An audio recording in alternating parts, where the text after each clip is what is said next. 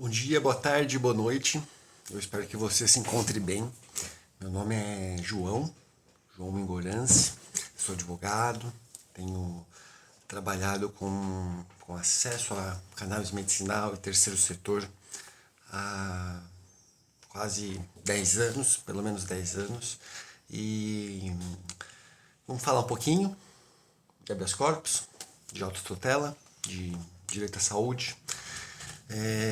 Esse vai ser um dos primeiros videozinhos que a gente vai falar um pouquinho desse trabalhinho aqui, que visa ajudar a pessoa, a família que não tem condições de pagar por um advogado, uma advogada, a estarem provocando o sistema de justiça com o manejo da ação de habeas corpus, né? Essa ação, que é o único tipo de ação em que qualquer pessoa que não seja advogado pode, em tese, ajuizar, protocolar, fazer o manejo e provocar o sistema de justiça a fim de buscar ali uma proteção mais adequada e necessária do cultivo de cannabis, né?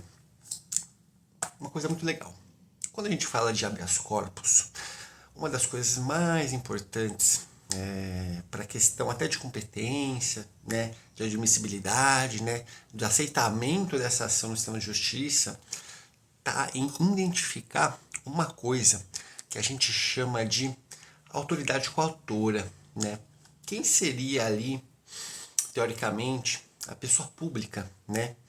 Ou não, né? Quem seria ali o responsável por trazer ali uma possível limitação do estado de liberdade de alguém, né? Quem seria essa pessoa, né? E a gente vê, né, que isso vai depender de algumas coisas, né? Vai depender se a sua ação vai correr na Justiça Federal, na Justiça Estadual, né? Se haverá ali algum pedido relacionado à importação para tentar atrair esse habeas corpus ali na Justiça Federal, onde via de regra tende a ser um pouquinho mais arejado esse assunto, né? Então isso vai depender muito, né?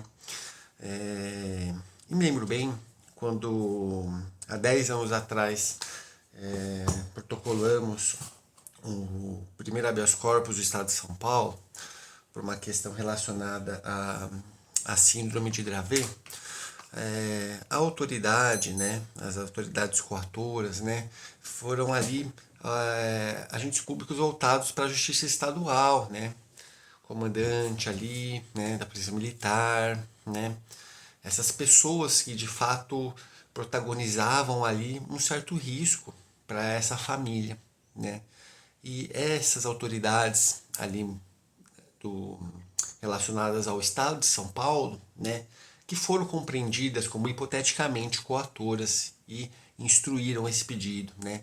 Então, hoje, quando vamos fazer uma ação dessa natureza, né, a gente precisa meio que escolher a questão da competência dessa ação de habeas corpus, se ela vai correr na Justiça Estadual, né, ou na Justiça Federal. Na Justiça Federal, a gente acaba colocando, né, as pessoas públicas que estão relacionadas a essa esfera desse ente federado, né? Então, delegado geral, né, da Polícia Federal, comandantes da Polícia Federal, né? Essas pessoas que atraem essa competência federal precisam estar ali minimamente expressas, escritas ou identificáveis de alguma forma, né? Ainda que existam inconsistências, né? Mas é importante saber, né, quem são essas pessoas. Isso vai meio que balizar o caminho do seu habeas corpus, né? Então, assim, a autoridade coautora define competência, né? E outra coisa também que define competência, né, é se vai existir ou não pedido de importação, né, das sementes de cannabis, né? Porque o pedido de importação vai fazer com que essa ação, né, seja atraída ali para a esfera federal, né? Já que a gente está pedindo uma coisa de fora que hipoteticamente possa configurar contrabando, né? O Poder Judiciário ele tem reconhecido de forma hegemônica, né, pela atipicidade da conduta de importar as sementes de cannabis, né? Não significa que você possa enfrentar problemas relacionados a isso, tá? Mas pequenas quantidades de semente, né, 10 sementes, né, 15 sementes. Se você é um paciente, tem laudo agronômico bonitinho, né, trazendo ali de uma forma roteirizada a necessidade e a estrutura do seu cultivo, né, para delimitar a quantidade de plantas, né, essas importações acabam não enfrentando grandes problemas, tá? Mas é importante buscar a devida proteção jurídica, né, desse cultivo que visa ali o melhor estado de saúde possível por meio da cannabis, né? Então, a autoridade coautora, né? A autoridade coautora é qualquer pessoa, via de regra, pessoas públicas, né, agentes públicos, que possam trazer ali uma limitação do estado de liberdade relacionado ali a esse cultivo de cannabis, né? Então, Justiça Federal, colocamos autoridades federais relacionadas nesse processo, né, como potenciais autoridades coautoras, né? E é interessante uma coisa, se você, né, fazer um ajuizamento de uma ação, ainda que seja na Justiça Federal, sem mencionar as autoridades estaduais, pode até acontecer do magistrado responsável pedir para você fazer uma coisa que chama emenda inicial. Fala assim, olha, eu identifiquei aqui que você só colocou autoridades federais nesse habeas corpus, mas a sua ação de cultivar a cannabis também pode resultar ali numa fiscalização, né, das autoridades estaduais.